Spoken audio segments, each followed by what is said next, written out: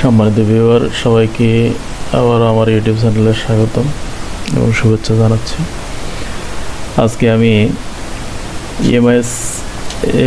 EMIS যে প্ল্যাটফর্মটি রয়েছে সেটির একটি সেবা যেটা হচ্ছে পিডিএস, এটি নিয়ে আপনাদের সামনে হাজির হয়েছি। পিডিএস সরকারি বেসরকারি সকল শিক্ষা প্রতিষ্ঠানে, যে সকল শিক্ষা প্রতিষ্ঠান মাধ্যমিক উচ্চশিক্ষা অধিদপ্তরের অন্তর্ভুক্ত, ওই সকল শিক্ষা প্রতিষ্ঠানে পিডিএস একটি গুরুত্বপূর্ণ বিষয়। পিডিএসের পূর্ণরূপ আপনারা নিশ্চয়ই জানেন যে পার্সোনাল ডাটা শিট। এখানে আপনার ব্যক্তিগত এবং চাকরির বিভিন্ন তথ্যাবলী সংযুক্ত থাকে। আর এই পিডিএস কীভাবে প্রাথমিক রেজিস্ট্রেশন করতে হয় এবং প্রাথমিক রেজিস্ট্রেশন অনুমোদন করতে হয়, তারপর পিডিএস আপডেট করতে হয়, আপডেট করার পর এবং সেটা কিভাবে আবার অনুমোদন করতে হয়, ধারাবাহিকভাবে আমি কয়েকটি ভিডিওর মাধ্যমে এই সার্ভিসটি একটু দেখানোর চেষ্টা করব। তো এটি সরকারি এবং বেসরকারি সকল শিক্ষা প্রতিষ্ঠানের জন্যই প্রযোজ্য। তো আমি সরকারি এবং বেসরকারি উভয় শিক্ষা প্রতিষ্ঠানের জন্যই পিডিএস কীভাবে আপডেট করতে হয় বা রেজিস্ট্রেশন করতে হয় বা অ্যাপ্রুভ করতে হয় সেই বিষয়গুলো দেখাবো ধারাবাহিকভাবে কয়েকটি ভিডিওতে।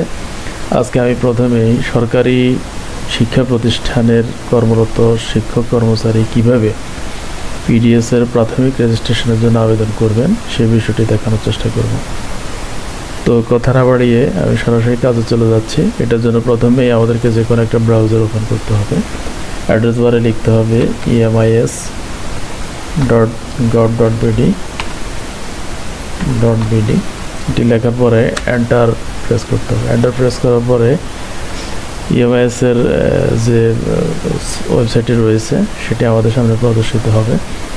এখান থেকে আমরা এই যে উপরে অনেকগুলো অপশন রয়েছে, তার মধ্যে থেকে আমরা রেজিস্টার যে অপশনটা রয়েছে সেটার মধ্যে ক্লিক করব। তো রেজিস্টার অপশনে ক্লিক করার পর আমার এখানে অনেকগুলো মডিউল শো করতেছে। যেমন অনলাইন রেজিস্ট্রেশনের মধ্যে আছে government college teacher, BCS education cadre, non government college teacher, তারপর হচ্ছে government school teacher, non government school teacher.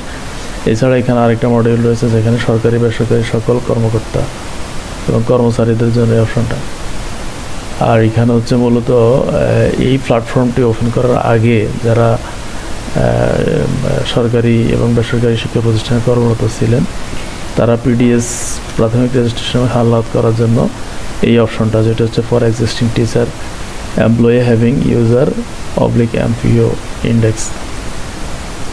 তো আজকে আমি প্রথমেই এই যে গভর্নমেন্ট স্কুল টিচার যে মডিউলটা আছে এই মডিউলটা নিয়ে কথা বলবো। এই মডিউলটা এবং গভর্নমেন্ট কলেজ টিচার এই দুইটা মডিউলই কাছাকাছি, যেহেতু মনে করেন এগুলো সরকারি প্রতিষ্ঠানের জন্য, আর বেসরকারি প্রতিষ্ঠানের জন্য রয়েছে নন গভর্নমেন্ট কলেজ টিচার এবং নন গভর্নমেন্ট স্কুল টিচার।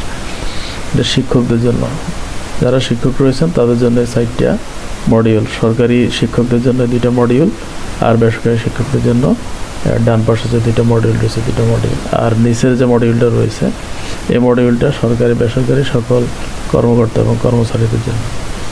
তো আজকে আমি যেহেতু বলছি প্রথমে সরকারি স্কুলের প্রাথমিক রেজিস্ট্রেশন কীভাবে করতে হয় সেই বিষয়টি দেখাবো, তাহলে আমি এখানে গভর্নমেন্ট স্কুল টিচার অপশনটাতে ক্লিক করব। ক্লিক করার পরে এখানে একটা মেসেজ আপনার সামনে শো করবে, সেটা হচ্ছে আপনার আইডি বা ইন্ডেক্স নাম্বার থাকলে হ্যাঁ দিন, না থাকলে না দিন। যেহেতু আমরা একদম নতুন দেখাবো তাহলে সেক্ষেত্রে আমরা না অপশনে ক্লিক করব। না অপশনে ক্লিক করার পর এখানে প্রথমে আছে নাম বাংলায়। তো আমরা এখানে একজন সরকারি স্কুলে কর্মরত শিক্ষক যার আগে কোনো পিডিএস বা ইএমআইএসের অন্তর্ভুক্ত ছিলেন না এমন একজন শিক্ষকের আমরা এখানে তথ্য প্রবেশ করাবো। তো এখানে প্রথমেই ওই শিক্ষকের বাংলা নাম লিখতে হবে। তো বাংলা নাম লেখার জন্য প্রথমে কিবোর্ড মোড চেঞ্জ করে নেবেন, অপর মাধ্যমে লিখতে পারেন। আমি লিখলাম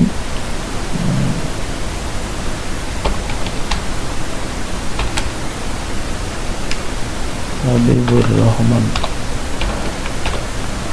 লিখলাম। এরপরে ইংরেজি নাম লিখতে হবে, সেজন্য আমি আবার কিবোর্ড মোড চেঞ্জ করলাম।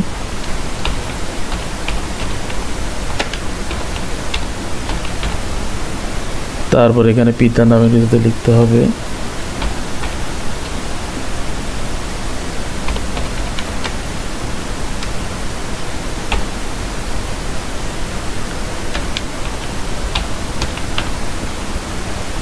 মাতার নাম লিখতে হবে।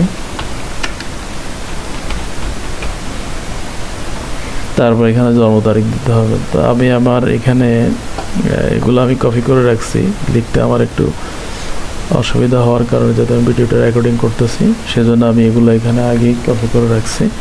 তো সেখান থেকে জাস্ট আমি এগুলো পেস্ট করব।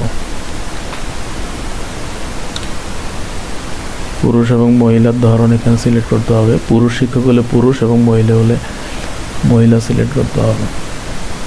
তারপর ধর্ম, এখানে উনি শিক্ষক কর্মরত শিক্ষক যে ধর্মের অনুসারী সে ধর্ম সিলেক্ট করতে হবে। তারপর জাতীয় পরিচয়পত্র, জাতীয় পরিচয়পত্রটাও আমি দিচ্ছি, জাস্ট কপি পেস্ট করতেছি। তারপর নিজ জেলা, নিজ জেলা আমি দিলাম কুমিল্লা, দিলাম মোবাইল নাম্বার, সেটা আমি কপি পেস্ট করতেছি।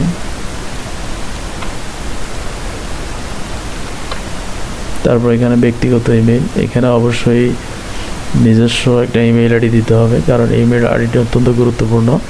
এই ইমেল আইডিতে আপনার যখন প্রাথমিক রেজিস্ট্রেশন অনুমোদন করা হবে তখন কিন্তু আপনার ইউজার আইডি এবং পাসওয়ার্ড বা পিডিএস আইডি এবং পাসওয়ার্ড ওখানে স্বয়ংক্রিয়ভাবে চলে যাবে। সো ইমেল আইডি যদি ভুল থাকে বা আপনার পাসওয়ার্ড জানা না থাকে, এক্ষেত্রে আপনি সমস্যায় পড়ার সম্ভাবনা রয়েছে।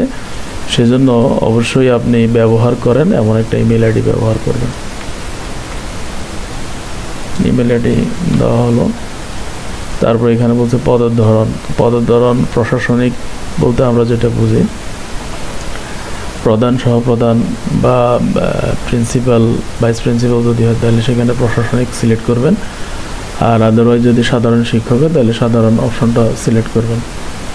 তারপর হচ্ছে এখানে পদবি আছে, পদবি সিনিয়র শিক্ষক না সহকারী শিক্ষক না সহকারী মৌলবি, এটা সিলেক্ট করে আমরা সহকারী শিক্ষক সিলেক্ট করতেছি। নিয়োগের সময় প্রাপ্ত পদবি, সেটাও এখানে যেটা নিয়োগের সময় আপনি যে পদবি পেয়েছেন সেই পদবি সিলেক্ট করবেন। তারপর হচ্ছে এখানে যোগদানের তারিখ, আপনি সরকারি চাকরিতে যে তারিখে যোগদান করেছেন সেই যোগদানের তারিখটা এখানে দিবেন। তো উল্লেখ্য একটা বিষয় এখানে বলে রাখি, আমাদের সরকারি প্রতিষ্ঠান বিশেষ করে স্কুল কলেজ বর্তমানে প্রায় 1500 শিক্ষা প্রতিষ্ঠান রয়েছে যেগুলো নতুন করে সরকারিকৃত। তো সরকারিকৃত প্রতিষ্ঠানের ক্ষেত্রে শিক্ষকদের পিডিএস করতে আপনারা অবশ্যই প্রতিষ্ঠান সরকারিকরণের তারিখ এখানে হবে, যোগদানের তারিখ অবশ্যই সেই বিষয়টা দিবেন। আর পিএসসির মাধ্যমে নিয়োগপ্রাপ্ত শিক্ষক যারা রয়েছেন তারা অবশ্যই যত তারিখে যোগদান করেছেন সেই যোগদান এখানে দিবেন। এরপর আপনার বিষয় দিবেন, আপনি কোন বিষয়ের শিক্ষক সেই বিষয়টা এখানে সিলেক্ট করবেন। তারপর এখানে আপনার নিয়োগের ধরন, আপনার নিয়োগের ধরন যেমন আত্মীকরণ আছে, অন্যান্য প্রকল্প, পিএসসি সরাসরি। তো যারা সরকারিকৃত মানে সম্প্রতি সরকারিকৃত যে শিক্ষা প্রতিষ্ঠানগুলো রয়েছে সেই শিক্ষা প্রতিষ্ঠানগুলোর শিক্ষক যদি আপনি হয়ে থাকেন তাহলে আপনি আত্মীকরণ অপশনটা সিলেক্ট করবেন।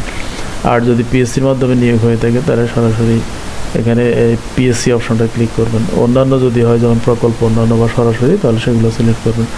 তো আমি আত্মীকরণ দেখাচ্ছি, যেহেতু আত্মীকরণকৃত অনেক শিক্ষক রয়েছেন বা এই বিষয়টা তাদের কাছে সম্পূর্ণ নতুন, কিভাবে করতে হয় অনেকেই সে বিষয় সম্পর্কে ধারণা না থাকার কারণে অনেক বিভ্রান্তিতে পড়েন, সমস্যা পড়েন। তো সেজন্য আমি এখানে আত্মীকরণ অপশনটা দিয়ে দেখাচ্ছি।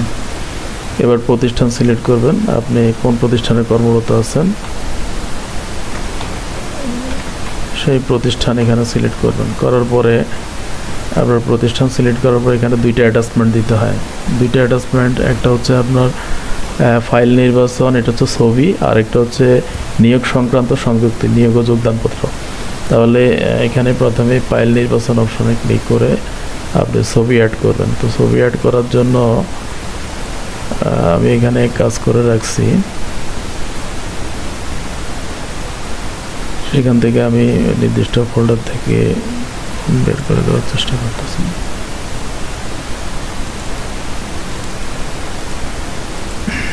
ছবিটা আমি সিলেক্ট করলাম। তারপর নিয়োগ সংক্রান্ত সংযুক্তি যেটা আছে, নিয়োগপত্র ও যোগদানপত্র, এই নিয়োগপত্র এবং যোগদানপত্র দুইটা কাগজ আপনি স্ক্যান করে দুইটাকে একসাথে পিডিএফ করে নিতে হবে, কারণ এখানে নিয়োগপত্র এবং যোগদানপত্র আলাদা আপলোড করার অপশন নেই। একসাথে দুইটা যদি আপলোড করতে হবে তাহলে দুইটাকে আপনি পিডিএফ করে নেবেন এক ফাইলে। তারপর এখান থেকে ফাইল নির্বাচনে গিয়ে আপনারা যেখানে ফাইলটা সংরক্ষণ করছেন সেখান থেকে এটা আপলোড করে দিবেন। এই আপলোড করে দেওয়ার পর ভালো করে একবার যাচাই করে নেবেন আপনার দেওয়া তথ্যসমূহ ঠিক আছে কিনা, বিশেষ করে নামের বানান, জন্ম তারিখ, এনআইডি নাম্বার, মোবাইল নাম্বার এবং ইমেল, ব্যক্তিগত ইমেল আইডি যেটা, এগুলো ভালো করে দেখবেন, ভালো করে চেক করে তারপর, বা আপনার পদবি বা প্রতিষ্ঠান, কারণ আপনার প্রতিষ্ঠান পদবি এগুলো যদি ঠিক না থাকে তাহলে পরবর্তীতে যদি একবার অ্যাপ্রুভ হয়ে যায় সংশোধন করতে আবার বিভিন্ন ধরনের হয়রানির শিকার হতে হবে, অথবা ভুল যদি হয়েও যায় তাহলে সেটা কিভাবে আবার রিজেক্ট করতে হয় ফরওয়ার্ড না করে, সে বিষয়টাও আমি যখন অ্যাপ্রুভ বা ফরওয়ার্ড করবো সেটা দেখাবো পরবর্তী ভিডিওতে। তাহলে আজকের ভিডিওতে আমি শুধু রেজিস্ট্রেশন কিভাবে সাবমিট করতে হয় সেই প্রক্রিয়াটাই দেখানোর চেষ্টা করতেছি। তো এবার আপনি এখানে এই যে সাবমিট অপশন রয়েছে, সাবমিট অপশনে ক্লিক করবেন। ক্লিক করার পরে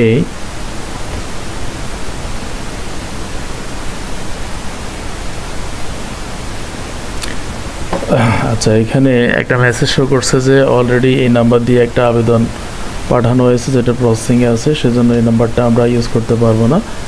এই নাম্বারটা আমাদেরকে পরিবর্তন করে দিয়ে আমি আবার সাবমিট করতেছি।